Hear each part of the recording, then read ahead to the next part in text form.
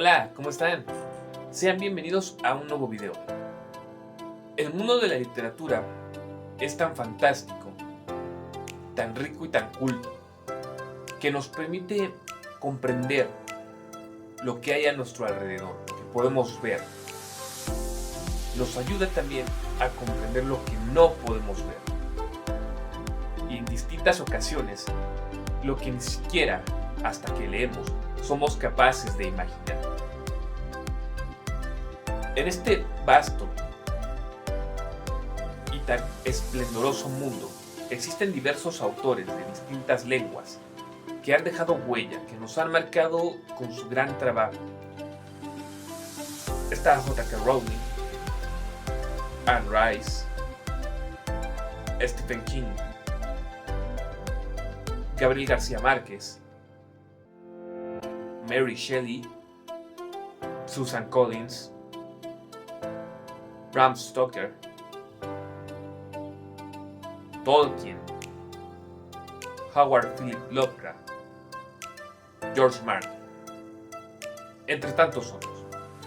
Pero a veces creo que el hecho del impacto que producen las historias de los autores mencionados, el hecho de que sus novelas hayan sido tan buenas en su momento, que inclusive se adaptaron a películas o series de televisión, muchas veces nos olvidamos de que aquí en nuestro propio país hay autores excelentes, con trabajos tan brillantes, pero poco conocidos quizás,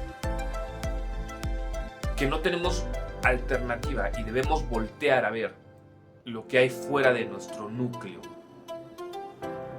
Por ende, creo que es justo y necesario que en este video se cite el por qué la literatura mexicana es tan bien exquisita y dar un poco a conocer a los autores que yo he tenido la oportunidad de leer en su momento y de los cuales considero su trabajo es digno de leerse. ¿Por qué?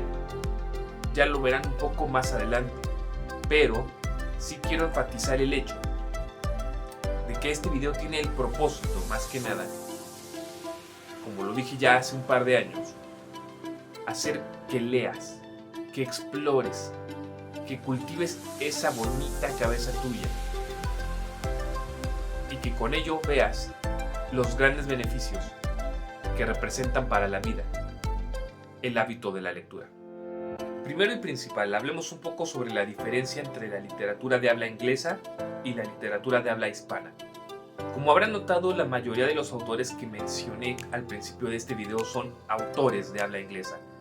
Y yo en lo personal considero que una de las características principales que difieren a la hora de escribir en un idioma u otro, en el caso de la literatura en español, es que nosotros nos centramos más en el estilo, historias, cultura y tradiciones a la hora de desarrollar una historia ficticia. Nuestro idioma es tan rico en cultura, nos brinda la habilidad de plasmar con mayor sensibilidad toda emoción conocida. Si nos fijamos, por ejemplo, en novelas como las de Gabriel García Márquez, que lo mencioné también en este video, notarán, por ejemplo, leyendo 100 años de soledad, que su estilo se enfoca en resolver un problema. En cambio, la literatura inglesa tiende un poco más a ser novelístico en materia de ficción. Enteramente, digo. Las historias de habla inglesa, por lo general, aunque intentan sí aterrizar una situación del mundo real a través de personajes completamente diversos, en un ambiente que obviamente no existe en la vida real, está mucho más estilizado como forma de entretenimiento que buscar realmente transmitir algo como un mensaje o la resolución de un conflicto que pueda haber en nuestra realidad. De hecho, y eso incluso viene de un poco la parte de donde viene la lengua inglesa, que es germánica, y cuya trascendencia o impacto al día de hoy es tan fuerte que casi es obligación que cuando nosotros exploramos distintos campos de la ciencia o del arte, nos topemos con artistas de esta lengua. No obstante, y muy a pesar de que estos autores hayan tenido un impacto abismal o colosal al día de hoy en este bellísimo arte, que bien se refleja también en las adaptaciones que muchos de ellos han tenido en el cine y en la televisión, inclusive teatro,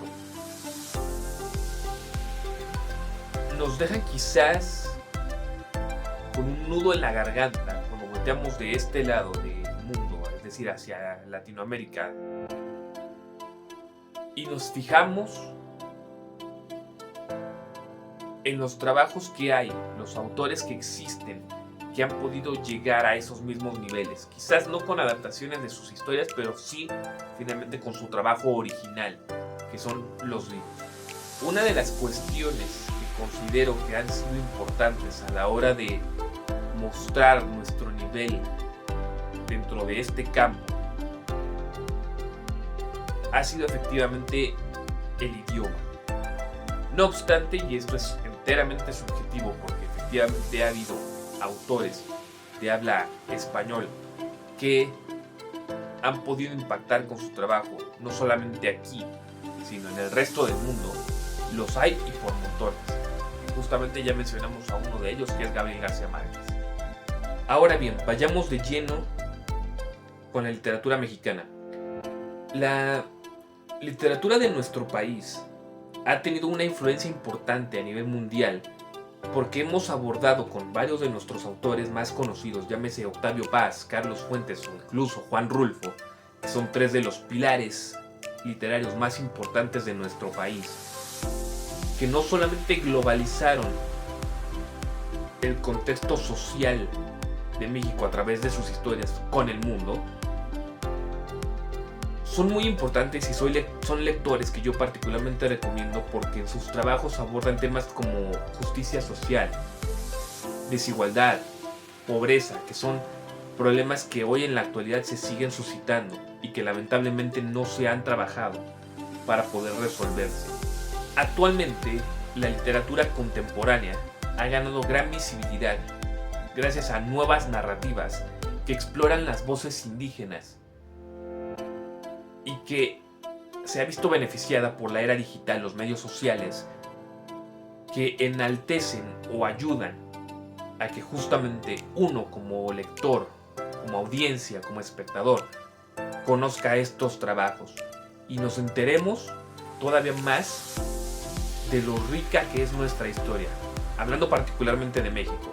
Ahora sí, vamos de lleno con los autores mexicanos que yo en lo personal considero debes de conocer y que por supuesto recomiendo leas varios de sus trabajos. Y la primera de ellas es Sor Juana Inés de la Cruz, conocida como la Fénix de América o también la 10ª musa mexicana. Famosa por su poesía, su teatro, su prosa, los escritos de Sor Juana, con un toque barroco, que abordaban temas como la filosofía, la ciencia, la religión, el feminismo y la crítica social, son puntos muy destacados que sabemos que hoy en día son importantísimos y que tenemos que abordar con muchísima inteligencia y con demasiado tacto. Para la época en la que ella vivió, es el hecho de que ella abordaba estos temas con muchísimo, pero de verdad muchísimo toque, con una riqueza cultural extraordinaria, con un ingenio y profundidad filosófica tan amplios, tan extensos y vastos, que le permitió no solamente elucubrar distintas cosas a través de su pluma, a través de sus textos, que inclusive hoy en día siento que tiene una peculiaridad en la que es difícil entenderlos a veces o están muy mal comprendidos. Por ejemplo, hay gente que se queja mucho, sobre todo gente religiosa, extraordinariamente religiosa, sobre los avances de la ciencia, y están muy peleados con ello. Pero no entienden que es gracias a la ciencia y al hecho del raciocinio y la lógica que ésta nos dicta, que ésta construye, que hoy podemos entender muchísimas, pero de verdad muchísimas cosas. Y eso era lo que justamente ella quería transmitir con sus textos, con sus obras, que no solamente es la emoción o la sensación lo que se requiere para entender algo, se requiere también esto. Sor Juana me gusta porque tiene distintas obras que plasman con una calidad extraordinaria muchas de las más grandes disyuntivas que el ser humano se ha planteado a lo largo de nuestra historia. Y por ende, y para recomendación sobre su trabajo, yo quisiera citar en este video que leyeran Los empeños de una casa, respuesta a Sor Filotea de la Cruz, que es una de sus obras más conocidas, y el poema Primero Sueño, que es maravilloso, y yo lo recomiendo ampliamente porque en él se encuentra una belleza sin igual. Pasemos ahora a la época antes de la Revolución Mexicana, y con ello viene un gran escritor que es Mariano Azuela, un reconocido escritor mexicano, doctor y figura clave de la literatura mexicana. Conocido por obras como Los de Abajo, su narrativa expresiva aborda la sátira social que se veía constantemente a la vanguardia durante la época en la que vivió, porque justamente él atravesó la etapa de la Revolución Mexicana. Conocido por obras como Los de Abajo, su realismo expresivo, la sátira social que constantemente se mantenía a la vanguardia fueron el pilar o el auge que definió a este autor. Por la época en la que vivió, digamos que la palabra vanguardia, es decir, tener una visión clara de cómo sería México en el futuro, le permitió abordar otro tipo de escritura que se basó en cuentos, en ensayos y en biografías, y posteriormente sus mismas obras adaptadas al teatro lo hicieron un revolucionario, valga la expresión, que no solamente destacó por lo alto de su prosa, sino que lo hizo un punto de arranque para lo que hoy se define efectivamente como cómo plasmar, cómo narrar una biografía sobre una persona en particular o inclusive sobre ti mismo. Si estás pensando o estás planeando escribir tu propia biografía o la de alguien más, te recomiendo mucho que leas a Mariano Azuela. Vas a encontrar en él la forma correcta o la más propicia en materia de investigar realmente cómo es, cómo se hace, cómo entender realmente los sentimientos y la personalidad de un individuo para llevar su historia y su vida a un texto. Muy recomendado Mariano Azuela. Si te gusta la poesía, agárrate, porque aquí te va el autor que mejor ha definido esta palabra en nuestro país. No es otro que Octavio Paz. A él me gusta citarlo, y creo que la mayoría lo hace así, que él redefinió el concepto de lo que es un poema y lo perfeccionó al grado de llamarlo momentos poéticos. ¿A qué me refiero con esto? Su estilo fusiona el modernismo y el surrealismo con una búsqueda de claridad y vitalidad, que es lo que mayormente se ve reflejado en su trabajo, el cual invita a la reflexión sobre temas como la mexicanidad, la historia, la política y el arte en sí mismo. Con su poesía, con su prosa, Octavio Paz, con su prosa lírica, ingeniosa y profunda,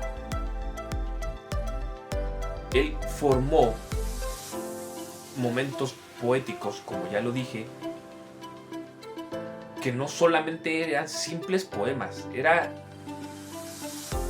un triunfo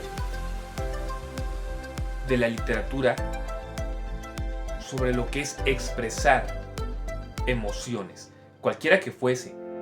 De hecho, y justamente al momento de hacer la recomendación, ustedes podrán constatarlo y les servirá de mucho si están planeando escribir poesía.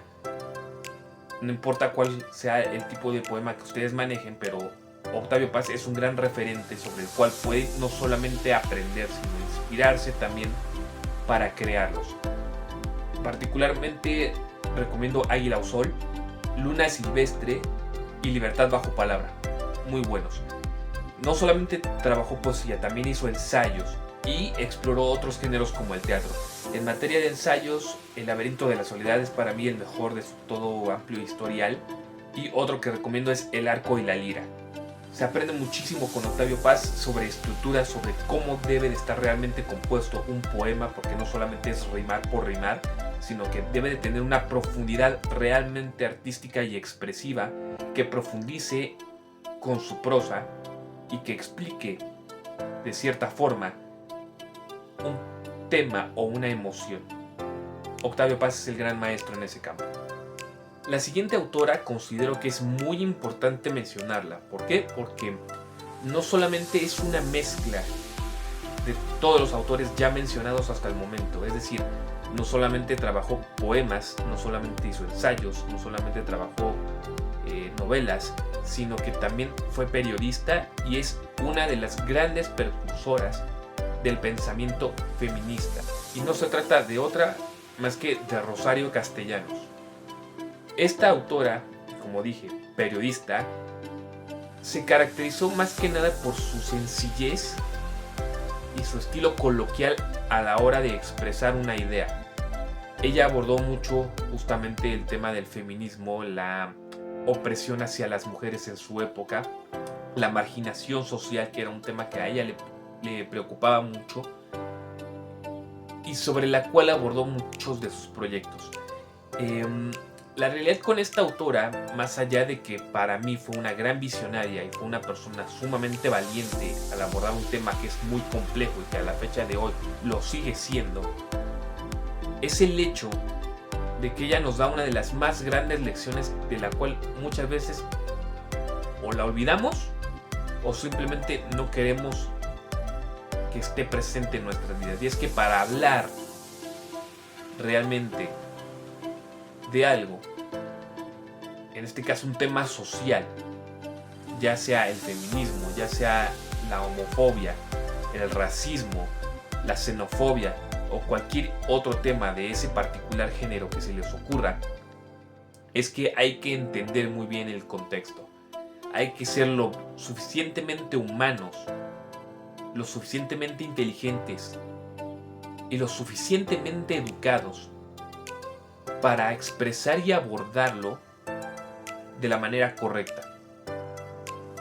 Y por supuesto, no sacar provecho de los propios argumentos que sostienen lo que intentamos dar a conocer al mundo. En el caso de Rosario, ella empleaba un cierto humor e ironía a la hora de expresarse. Es decir, no buscaba, como coloquialmente se dice, lanzar la piedra y soltar todo lo malo que involucrara a un tema en específico. Ella lo soltaba, lo escribía o lo decía como ella lo pensaba, sin sobrepasarse, y con ello logró lo que muchas personas hubiesen querido, y es ser escuchadas, que la gente realmente pusiera atención en el problema. Y aquí algo importante: el primer paso para resolver un problema es reconocer que se tiene uno. Creo que ella es una piedra fundacional en lo anterior dicho, y es un gran pilar para nosotros como personas tomar su trabajo, sus ideas, su creatividad.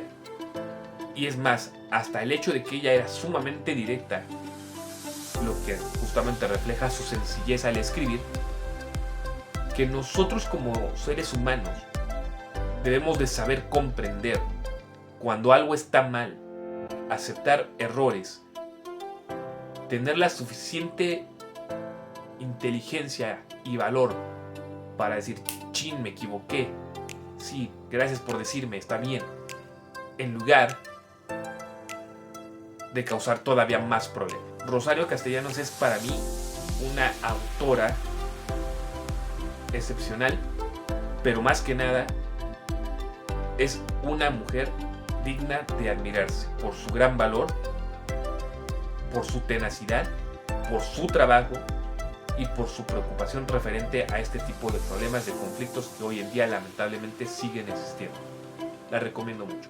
El siguiente ya es un gran conocido de nuestro país y alguien que elevó el mismo a la gloria de la literatura mexicana.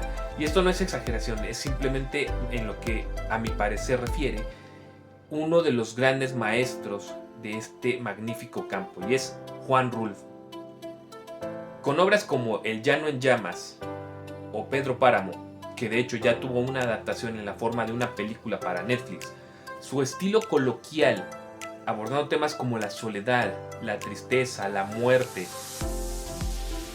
pero utilizando imágenes corpóreas y pintorescas, que al final a él le permitieron también ser un gran fotógrafo y guionista, o El llano en llamas, que son sus obras más conocidas, encontrarás no solamente una gran cantidad de calidez y sensibilidad dentro de lo que este señor expresaba con los temas que ya mencioné, y que te va a animar a querer leer cosas mucho más complejas y más profundas, y no porque Juan Rulfo no las haya tenido o no las produzca, pero la realidad es que yo creo que es uno de los artistas literarios más sencillos de entender a la hora de leer su trabajo.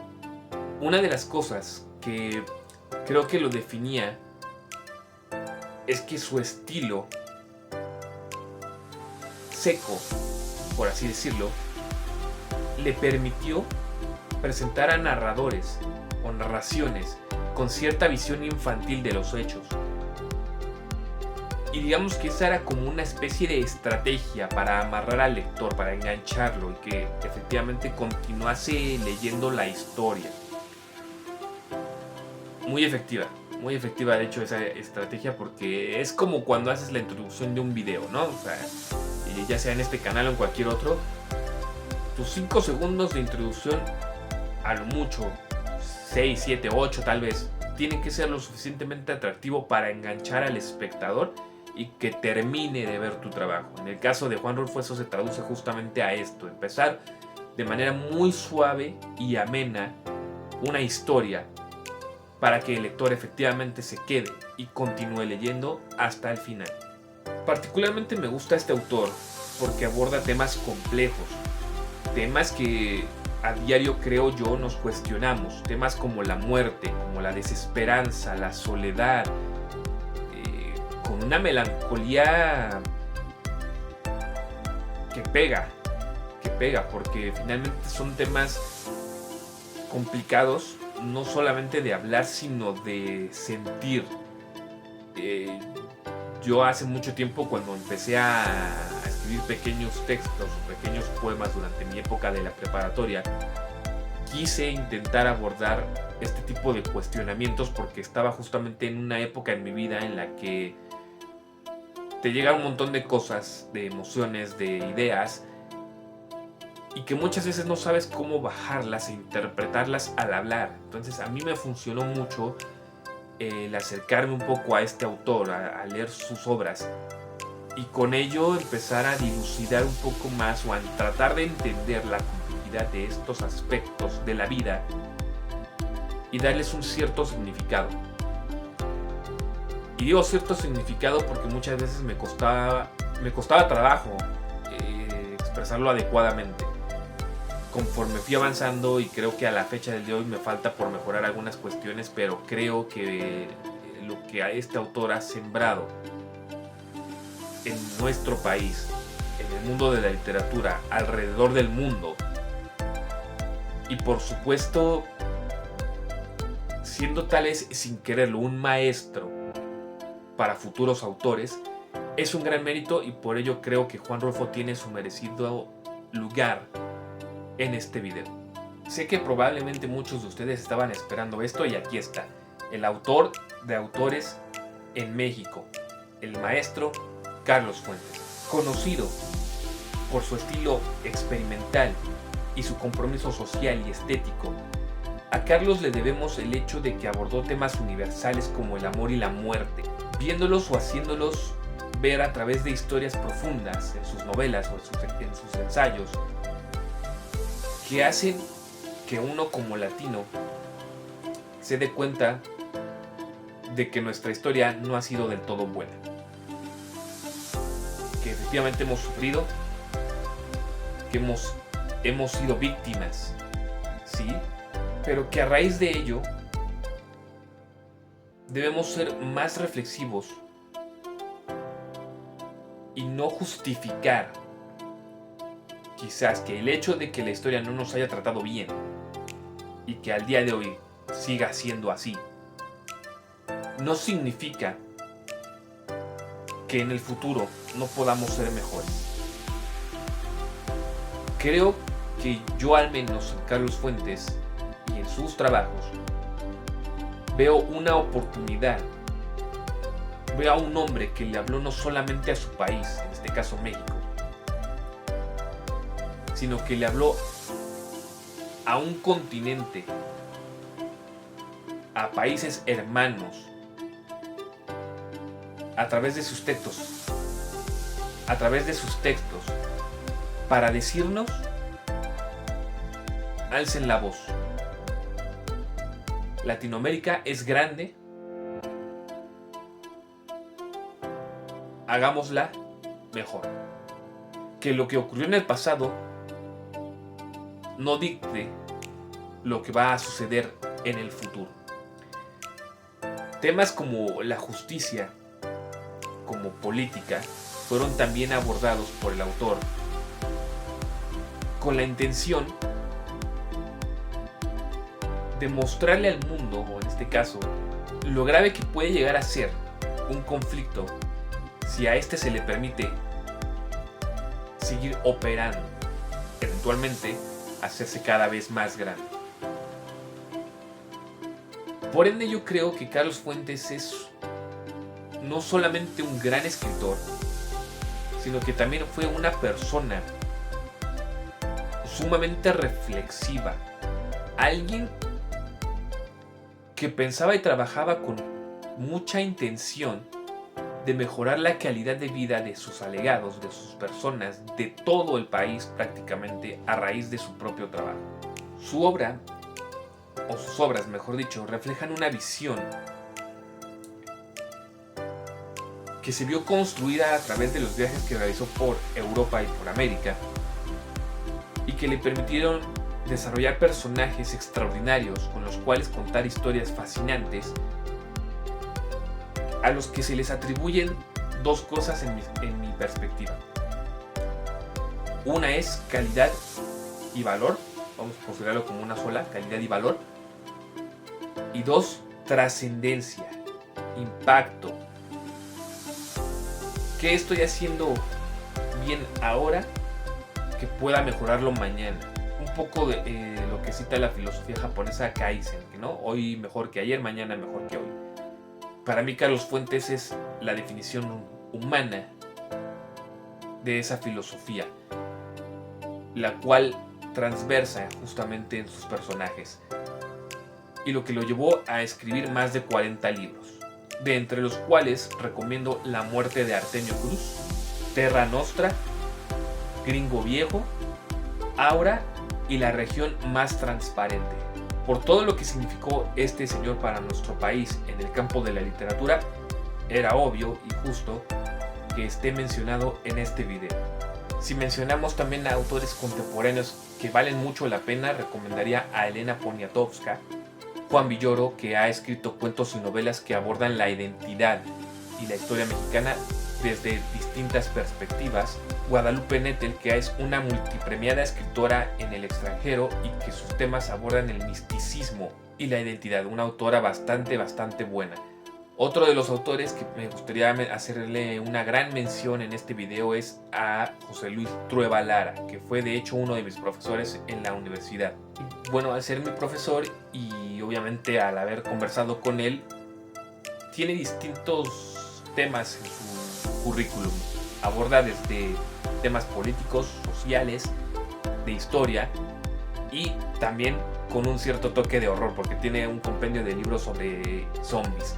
Pero hay un libro del cual me gustaría hacer una gran mención que se llama Miedo Absoluto, y es un libro bastante interesante que de hecho tuve que leerlo en la carrera y me pareció extraordinario, porque en él aborda en términos sucintos la esclavitud para con los empleados en las empresas. Digamos que es como leer los campos de concentración, pero llevándolos al ámbito corporativo, a las empresas, el tener que estar, digamos, 24/7 ahí prácticamente sentado en un escritorio, pum, pum, pum, escribiendo, muy mal pagados, muy mal remunerados y en ocasiones hasta vigilados. Se aprende muchísimo con ello, se aprende muchísimo con ese libro, te invita a la reflexión y a pensar qué quieres realmente hacer con tu futuro, si realmente escogiste la carrera adecuada o no, y qué tanto realmente estás en una buena empresa trabajando y qué tanto no. Por supuesto, sin demeritar el hecho de que a lo mejor estés en un buen empleo, pero no significa que tengas que estar ahí toda la vida, sino que puedas hacer algo adicional a él. Recomiendo mucho ese libro, Miedo Absoluto. Y por último, hay un autor del cual ya hablé hace muchísimos años y fue uno de mis primeros videos aquí en el canal, pero que considero hacerle mención, y ya van a ver por qué. Ramón Novoa. Este señor es un gran novelista, particularmente del género de horror detectivesco. Si ustedes llegaron a ver ese video, recordarán, si no, les voy a dejar el link abajo en la descripción para que acudan a verlo. Hablamos sobre la trilogía del Príncipe Maldito. La historia de Double R, un detective mexicano justamente que tiene que ir en la casa de un vampiro llamado Vlad, apodado el Lobo Sangriento, y que la historia nos lleva a distintos puntos de nuestro país. ¿Por qué lo recomiendo? Porque no es muy común, al menos no en la actualidad, autores mexicanos que se especialicen enteramente en este género, en el género del horror. Por supuesto que los hay, me queda claro que sí, varios sí también, pero no es un género que en lo particular sea un gran referente para nuestra cultura, o al menos en el ámbito literario no ha tenido todavía el boom que sabemos tenemos como potencial para hacerlo más grande, no solamente aquí, sino en el resto del mundo. Creo yo que podemos decir a favor sobre este género que tener a Guillermo del Toro, que también es escritor y no solo director, es gran ganancia, porque este señor efectivamente ha traído distintos horrores al mundo del entretenimiento, no solamente en cine, sino también en la literatura. No obstante, y al ser mucho más conocido por ser director, no recibe quizás el mérito suficiente en materia de escribir. Y creo yo que debería, porque finalmente para poder dirigir una película tienes que leer, y en ocasiones los mismos directores llegan a escribir sus propios guiones. Entonces creo que va a ir evolucionando, sí, creo que va a ir mejorando esta cualidad o este género en nuestro país. Hay muchos autores o hay muchas personas que he tenido la suerte de encontrarme que quieren convertirse en escritores, entran a concursos y empiezan realmente a publicar trabajos. Su servidor ya tiene uno publicado, no he podido conseguir el libro con la editorial, pero en cuanto pueda hacerlo, que espero sea lo más pronto posible, se los haré saber y probablemente haré un video al respecto contando sobre mi experiencia, sobre este concurso en el cual participé y en el cual me aceptaron un trabajo. Les diré también cómo poder adquirir el ejemplar si es que así lo desean. Y justamente eso, en mi experiencia personal, ha sido un punto álgido para alcanzar un gran sueño que tengo en mi vida, que es convertirme en un gran escritor. Y particularmente un escritor de género de horror, que es lo que más me gusta. También me gusta mucho escribir sobre romance.